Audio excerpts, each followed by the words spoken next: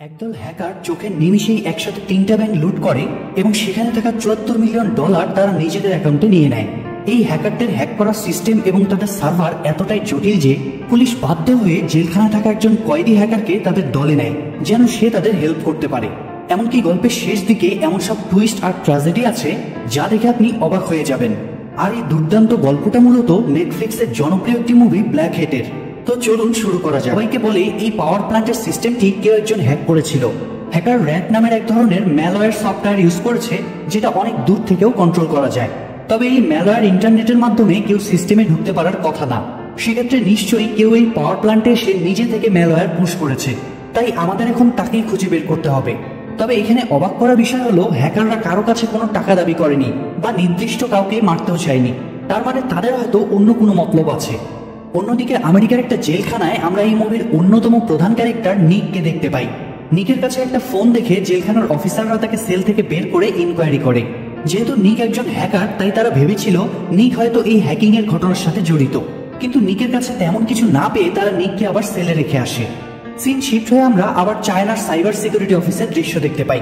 সেখানে তো কিছু কোড দেখে একটু শকড হয়ে যায়।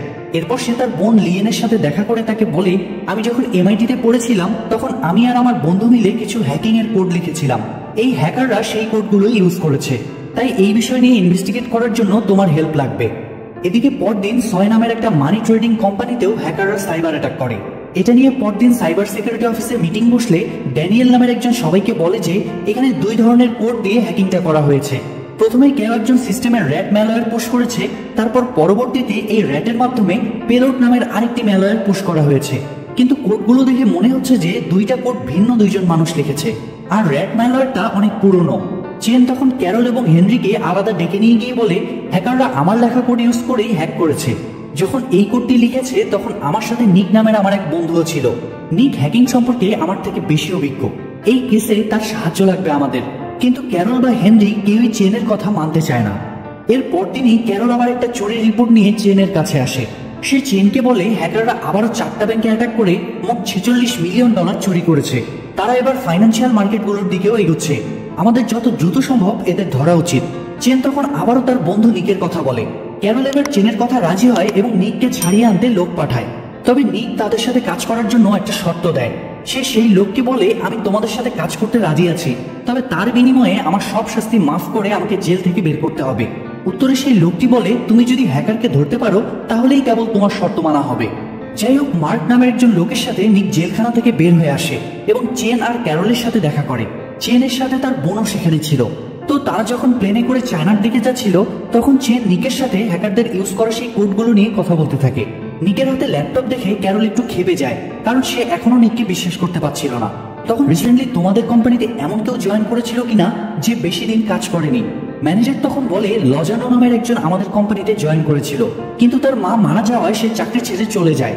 তার কাছে সিস্টেমের অ্যাক্সেসও ছিল। এটা শুনে ক্যারল বুঝে যায় যে লজানোই এখানে এসে ভাইরাস ইনপুট করেছে।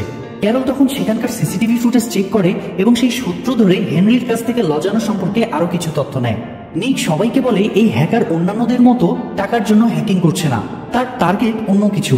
আমাদের যত দ্রুত সম্ভব লজানোর সাথে দেখা করে তার কাছ থেকে তথ্য উদ্ধার করা দরকার। প্ল্যান অনুযায়ী নিক আর লিয়েন মার্ককে সাথে নিয়ে লজানোর লোকেশনে যায়। পথে মার্ক নিকের পায়ে একটা ট্র্যাকার সেট করে দেয় যাতে করে সে পালিয়ে যেতে না পারে।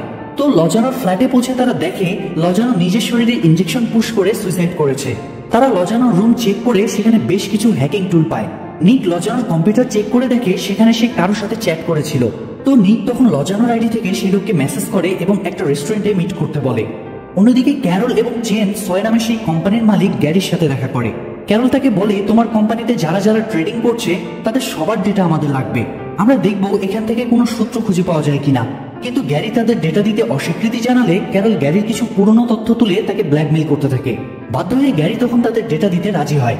এদিকে নিক আর লিয়েন হ্যাকারদের বলা সেই লোকেশনে বসে অপেক্ষা করতে থাকে। সেখানে বসে লিয়েন নিককে জিজ্ঞেস করে, তুমি জেলখানায় কেন আটকে আছো? উত্তরে নিক বলে, এমআইটিতে থাকাকালীন একটা বাড়ি কিছু ছেলের সাথে আমার ফাইট হয়ে যায়। এর জন্য আমাকে 18 মাস জেল খাটতে হয়েছিল। আর জেলে থাকার কারণে আমার গ্রাজুয়েশন মিস হয়ে যায়, যার ফলে আমি কোনো চাকরি পাচ্ছিলাম না। তাই বাধ্য হয়ে আমি হ্যাকিং এর মাধ্যমের উপর নজর রেখেছি। নিক তখন সেখানে থাকা কম্পিউটার দিয়ে হ্যাকারদের বসের সাথে কথা বলে, কিন্তু হ্যাকারদের বস নিককে গালি দিয়ে ডিসকানেক্ট হয়ে যায়। এরপর নিক সিসিটিভির লাইন খুলে লিয়েনকে নিয়ে সেখান থেকে বেরিয়ে যেতে চায়, কিন্তু তখনই কয়েকজন লোক রেস্টুরেন্টে ঢুকে নিকের উপর অ্যাটাক করে। নিক তাদের সবাইকে মেরে লিয়েনকে নিয়ে সেখান থেকে বের হয়ে আসে। অন্যদিকে চেন আর ক্যারল যখন সয় কোম্পানির ট্রেডার্সদের ডেটা চেক করছিল, তখন তারা দেখে যে সেখান থেকে একই সময় 3টি ব্যাংকে মোট $74 বিলিয়ন ট্রান্সফার করা হয়েছে, আর 3টি ব্যাংকই হংকংয়ে অবস্থিত। রাতে যখন নিক চেনের সাথে কথা বলে, তখন সে চেনকে বলে হ্যাকাররা লজানোকে ইউজ করেছে আমাদের পরিচয় জানতে, তাই আমাদের এই ক্লু ফলো না করে বরং টাকার ক্লু ফলো করা উচিত, তাহলে আমরা আরো তাড়াতাড়ি হ্যাকারদের কাছে পৌঁছাতে পারবো। চেন তখন নিকের ফোন দিয়ে তার বোন লিয়েনের সাথে কথা বলে এবং পরদিন সকালে তাকে হংকংয়ে থাকতে বলে। তো লিয়েন আর নিক যখন পরদিন হংকং যাওয়া নিয়ে কথা বলছিল, তখন কথা বলতে বলতেই তারা ঘনিষ্ঠ হয়ে যায়। আসলে নিক এবং লিয়েন শুরু থেকেই একে অপরকে পছন্দ করত। যাই হোক, পরদিন সবাই হংকং পৌঁছে দেখে সেখানে আরো একটা নিউক্লিয়ার পাওয়ার প্ল্যান্ট ব্লাস্ট হয়েছে। তারা পাওয়ার প্ল্যান্টের স্টাফদের সাথে কথা বলে জিজ্ঞেস করে হ্যাকার যখন হ্যাক করে পাওয়ার প্ল্যান্ট ব্লাস্ট করেছে তখন কোনো টাকা দাবি করেছে কিনা। পাওয়ার প্ল্যান্টের স্টাফরা না বললে লিয়েন বলে যখন একটা মেশিন অফ হয়ে যায় তখন সেটা ইনস্ট্যান্ট মেমোরি সেভ করে রাখে, সেটা চেক করলে হয়তো হ্যাকারের রিয়েল আইপি পাওয়া যেতে পারে। উত্তরে পাওয়ার প্ল্যান্টের স্টাফ বলে মেমোরি আমাদের সার্ভার রুমে আছে, কিন্তু পুরো জায়গাটা এতটাই গরম হয়ে আছে যে আমরা চাইলেও সেখানে ঢুকতে পারবো না, খোঁজ নেওয়া দরকার। প্ল্যান অনুযায়ী তারা ট্রাঙ্ককে নিয়ে নির্দিষ্ট এলাকায় যায়। সেখানে তারা একটা পিকআপ ভ্যান দেখতে পায়, সেটাতে তল্লাশি চালিয়ে জানতে পারে পুলিশের একটা দল সেখানে একটা ইনভেস্টিগেশন চালাচ্ছে। কাসার নামের এক লোক প্রতিদিন সেখানে একটা রেস্টুরেন্টে বসে কারোর জন্য অপেক্ষা করে। সে কোনো একজনকে মেসেজ করে সেখান থেকে চলে যায়, কিন্তু কারোর সাথে সে দেখা করে না। এটা শুনে নিকের সন্দেহ আরো বেড়ে যায়। সে ভাবে হয়তো কেউ একজন নির্দিষ্ট সময়ে শর্ট রেঞ্জ রাউটার ব্যবহার করে কাসারের সাথে যোগাযোগ করছে, তাই তারা সেই রেস্টুরেন্টের পাশে গিয়ে অপেক্ষা করতে থাকে। কিন্তু অনেকক্ষণ হয়ে যাওয়ার পরেও সেখানে সন্দেহজনক কিছু না দেখে নিক ট্রাঙ্কের ফোন নিয়ে সেখানকার ওয়াইফাই সিগন্যাল চেক করে। সিগন্যাল ফলো করে নিক সেখান থেকে একটা শর্ট রেঞ্জ রাউটার উদ্ধার করে। ভ্যানে ফিরে নিক সবাইকে বলে কাসার রেস্টুরেন্টে বসে কাউকে মেসেজ পাঠাতো না, সে মূলত কোড লিখে এই রাউটারে পাঠাতো। আর যখনই তার দলের লোকেরা এই রাউটারের পাশ দিয়ে যেত তখন তারা এটার মাধ্যমে কোড রিসিভ করতো এবং সেগুলো পড়ে সাথে সাথে ডিলিট করে দিত। ক্যারল তখন বলে আমরা তাহলে কাসারকে ধরে ওর মাধ্যমে বাকিদের খুঁজে বের করি, কিন্তু চেন তার প্রস্তাব না করে দিয়ে বলে ওকে ধরলে ও কিছুই বলবে না, আমরা বরং ওকে ফলো করতে থাকি, সময় বুঝে ওর কাছ থেকে সব উদ্ধার করা যাবে। সিন শিফট হয়ে দেখা যায় পরদিন সকালে পুলিশের একটা ইউনিট সাত থেকে কাসারের উপর নজর রাখতে থাকে, কিন্তু দূরবীনের রিফ্লেকশনে কাসার তাদের উপস্থিতি টের পেয়ে যায়। অন্যদিকে চেনরা হংকং এর সেই 3টা ব্যাংকের উপর নজর রাখছিল। তারা দেখতে পায় যে 3টা ব্যাংক থেকে একই সাথে টাকা ট্রান্সফার করা হচ্ছে। খবর পেয়ে চেন যখন লিয়েনকে ডাকতে যায় তখন সে নিককে লিয়েনের সাথে দেখে ফেলে। যাই হোক, টাকা ট্রান্সফারের লোকেশন ট্র্যাক করে তারা দেখে যে চায়নার একটা ক্যাসিনো থেকে তারা টাকা ক্যাশ আউট করছে। চেন তখন সবাইকে দুটো দলে ভাগ করে দেয়। সে নিককে নিয়ে হেলিকপ্টারে করে কাসারের লোকেশনে যেতে থাকে। যাওয়ার পথে সে নিকের সাথে তার বোনের রিলেশন নিয়ে কথা বলে। সে নিককে বলে তুমি যদি হ্যাকারকে ধরতে না পারো তাহলে আরো আরেকটা দল নিয়ে টানেলের এক্সিট পয়েন্টে পৌঁছে যায়। তো কাসার আর তার দল টানেলের মধ্যে সবাইকে মেরে বাইরে চলে আসলে চেনের দল তার উপর গুলি করতে শুরু করে। কাসারও তখন ফাইট ব্যাক করে। এক পর্যায়ে একটা গুলি এসে ট্রাঙ্কের গায়ে লাগে এবং ট্রাঙ্ক সেখানেই মারা যায়। এই সুযোগে কাসার গুলি করতে করতে পিছনে চলে যায় এবং একটা স্পিড বোটে করে নদীপথে সেখান থেকে পালিয়ে যায়। তারা নদীর মাঝখানে গিয়ে তাদের সাথে থাকা টাকার ব্যাগগুলো একটা মালবাহী জাহাজে দিয়ে দেয়। এদিকে চেন যখন মারা যাওয়া সব পুলিশের লাশ হসপিটালে পাঠাচ্ছিল তখন হংকং এর সেই পাওয়ার প্ল্যান্ট থেকে তার কাছে কল আসে। তারা চেনকে বলে আমাদের সার্ভার রুম আগের তুলনায় অনেকটা ঠান্ডা হয়েছে, এখন চাইলে তোমরা ভিতরে গিয়ে মেমোরি উদ্ধার করতে পারো। কল পেয়ে চেন তার দল নিয়ে সেখানে যায়। তো তারা যখন স্যুট পরে সেখানে ঢোকার জন্য রেডি হচ্ছিল তখন পাওয়ার প্ল্যান্টের এক স্টাফ তাদেরকে বলে ভিতরের তাপমাত্রা এখনো অনেক বেশি, তোমরা 8 মিনিটের বেশি সেখানে থাকতে পারবে না, তাই তাড়াতাড়ি কাজ করে বেরিয়ে আসবে। তো চেন আর নিক তাদের সাথে করে ওয়াং নামের একজন পাওয়ার প্ল্যান্টের স্টাফকেও নিয়ে যায়, কিন্তু তারা সার্ভার রুমে ঢোকা মাত্রই তাপমাত্রা সহ্য করতে না পেরে ওয়াং অসুস্থ হয়ে পড়ে। নিক তখন চেনকে বলে তুমি ওয়াংকে নিয়ে বের হয়ে যাও, আমি মেমোরি নিয়ে আসছি। এটা বলে সে সেখানে তাকে একটা কুড়াল দিয়ে সার্ভারের স্টোরেজ ভেঙে ফেলে এবং ফাইনালি মেমোরি নিয়ে সেখান থেকে বের হয়ে আসে। উদ্ধার করা সেই মেমোরি চেক করে তারা দেখে মেমোরির মধ্যে থাকা কোড প্রায় অর্ধেক নষ্ট হয়ে গিয়েছে। তারা চাইলেও এখন সেই কোড উদ্ধার করতে পারবে না। নিক তখন ক্যারলকে বলে আমি তো ব্যাংক হ্যাক করার সময় আমার কোড সব নষ্ট করে ফেলতাম, কিন্তু তোমরা কোনোভাবে সেই কোড উদ্ধার করে আমাকে খুঁজে বের করেছিলে, তাহলে কিভাবে তোমরা আমার কোড উদ্ধার করেছিলে?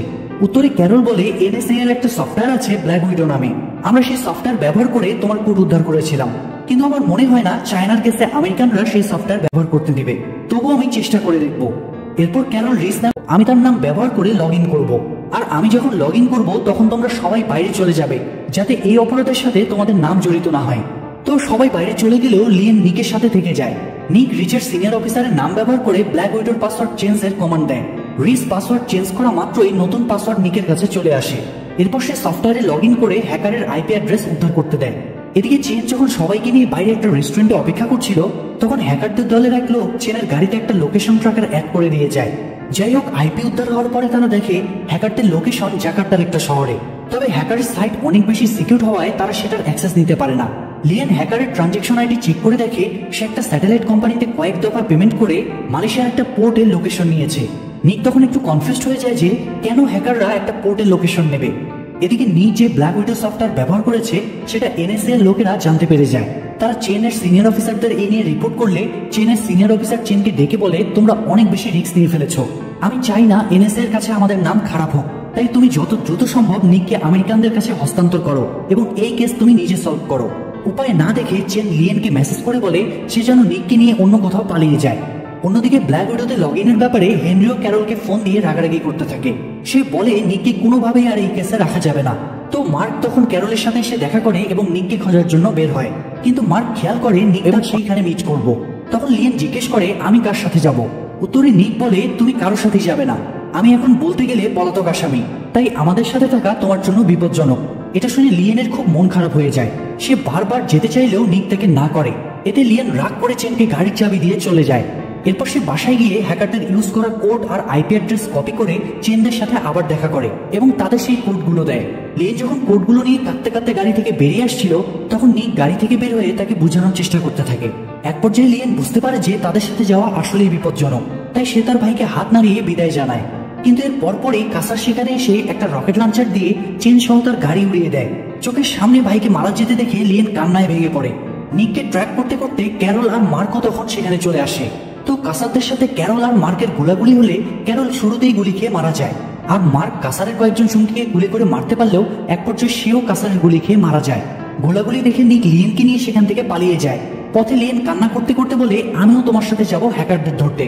এরপর তারা একজন মেকানিকের সাথে দেখা করে নিকের পায়ে ট্র্যাকার কেটে ফেলে, আর লিয়েন তাদের দুইজনের জন্য পাসপোর্ট রেডি করে। ট্র্যাকার কাটা হয়ে গেলে একজন লোক ব্যাগে করে সেটা নিয়ে গিয়ে একটা জাহাজের উপর ফেলে দেয়, আর নিক লিয়েনকে নিয়ে একটা প্রাইভেট জেটে করে মালয়েশিয়া চলে যায়।